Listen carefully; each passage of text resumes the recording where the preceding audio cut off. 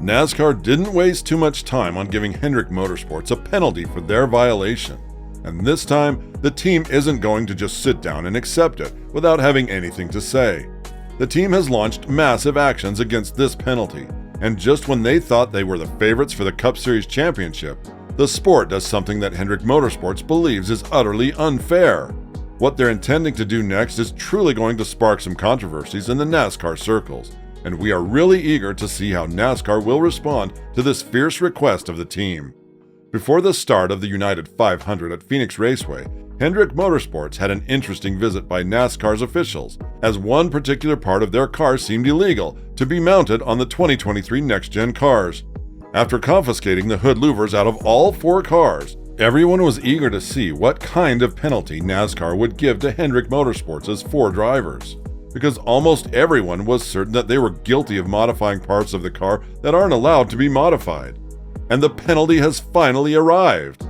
All 4 of Hendrick Motorsports' Cup Series teams, along with the number 31 team of Colleague Racing, have been found guilty of modifying the hood louvers in the 2023 season, and therefore each crew chief was fined a record amount of $100,000.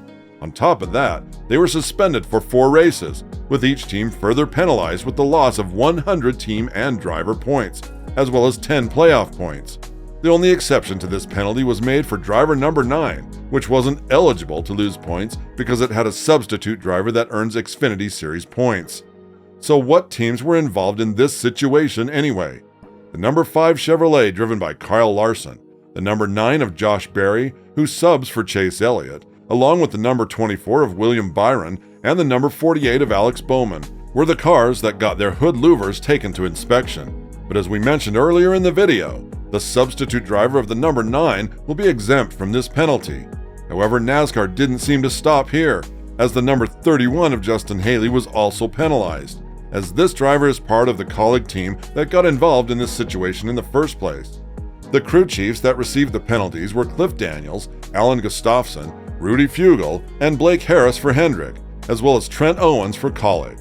It goes without saying that Hendrick Motorsports plans huge actions against NASCAR for this penalty, but before we tell you about that, let us explain to you why they may be in the wrong and talk about the rule that is strictly implemented in NASCAR when it comes to modifying different car parts on the 2023 Challengers. The NASCAR rulebook section specifically referenced for the penalties was section 14.5.4.2.a, which deals with how the radiator duct is assembled.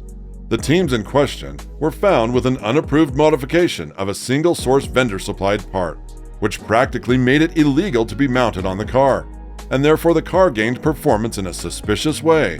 However, Hendrick Motorsports were the only ones dissatisfied in this situation, as NASCAR is very disappointed in how the teams were still trying to alter car parts on the 2023 next-gen car, with the sport having a very fierce reaction towards the teams being found guilty.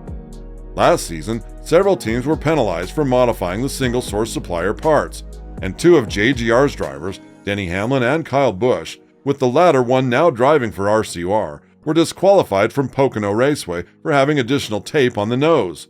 A year later, NASCAR is still facing issues of this nature, and that is why Elton Sawyer, NASCAR's Vice President of Competition, had a very fierce response towards him having to go all over again when the teams haven't learned their lessons after last year's fiasco. When asked whether he's surprised that he's facing such issues yet again, he replied, "I don't know if the word is surprised, maybe I'll use disappointed. We've made it very clear since the very start of this project with the next-gen car, working with the garage and the owners on what the determined model needs to be, and it's NASCAR's responsibility to make sure we uphold that. We will continue to do what we need to do to keep this car in check. It is for the betterment of our sport, for the business model, and that's our responsibility to continue to do that." Furthermore, Sawyer went on to add that the modifications that Hendrick Motorsports made were too obvious to not be noticed, even though the team thinks otherwise. The vice president said that this is a consistent penalty with what the sport had to go through last year with other competitors, and after the dominant performance that HMS had in the second race of the season, it goes without saying that the team has something in store and NASCAR is definitely out for it. Even though NASCAR suspended the louvers, HMS brought new ones for the race, and after they passed the technical inspection, William Byron went on to win the second consecutive race. Furthermore, all 4 drivers of HMS finished in the top 10, so the question needs to be asked, is NASCAR really in the right for giving out the penalty to HMS? According to the team, the sport made a massive mistake, and the win with the legal louvers just went on to show that, which is why they are planning to appeal the penalty that was given to them. Just like NASCAR was disappointed with the decision of HMS to use illegal modifications on the hood louvers, the team was also disappointed with what the sport had to bring as a penalty for them. Therefore, the team made an official statement in which they said that they'll appeal the decision from NASCAR, as they went on to add, "We are disappointed with today's decision by NASCAR to issue penalties and have elected to appeal based on a variety of facts that include louvers provided to teams through NASCAR's mandated single-source supplier do not match the design submitted by the manufacturer and approved by NASCAR. Documented inconsistent and unclear communication by the sanctioning body specifically related to louvers. Recent comparable penalties issued by NASCAR have been related to issues discovered during a post-race inspection. One thing is for sure, the win that Byron had for the 2nd consecutive weekend goes heavily in favor of HMS, one of the most dominant teams this weekend. And if their appeal turns out to be a legal one and they win the battle with NASCAR, it would be the last thing that the sport needs right now. As we mentioned earlier in this video, NASCAR didn't hold back on the penalty either, with the repercussions for the illegal parts being the fiercest penalty that has ever been seen given for hood louver infractions. Of course, NASCAR would want to show their teeth in situations like this, especially after they stated their disappointment after the same issues are repeated year after year. But that is by far the best evidence that NASCAR is in the right this time and HMS's parts were truly illegal. Sawyer didn't detail what areas of the hood louvers were modified, but he did admit that there were approved areas where teams and NASCAR worked together to ensure pieces fit correctly.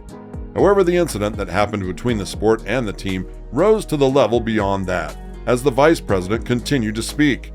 We don't normally get into intent, but I think it's fair to say there could be performance advantages around these modifications. But let's also give credit where credit is due. They also went out and had an outstanding race on Sunday and performed at a high level without those modifications. These words are exactly why HMS is trying to win the case against NASCAR and has appealed the penalty against them, because even without these modifications, their dominance was evident, and not many times can you see all 4 drivers of a team finishing in the top 10, let alone have one driver win 2 consecutive races. Hendrick Motorsports had a very dominant overall weekend, leading 265 laps of the race, so one couldn't help but wonder what would have been the performance with the illegal parts on their hoods. Chris Rice, the president of Colleague Racing, is likely to follow the steps of Hendrick Motorsports as well, with him also appealing the penalty against the number 31 team. And with all of this in mind, it just goes to show what kinds of battles are being fought between a team that's rising in dominance in the sport that's trying to keep everything under control, even when sometimes they take things too far. What do you think about the legality of the hood louvers? Do you think that HMS was right to appeal this penalty? Let us know in the comments below. And after you do that, make sure to click on the NASCAR logo that will appear on your screen if you want to stay connected to more NASCAR-related content.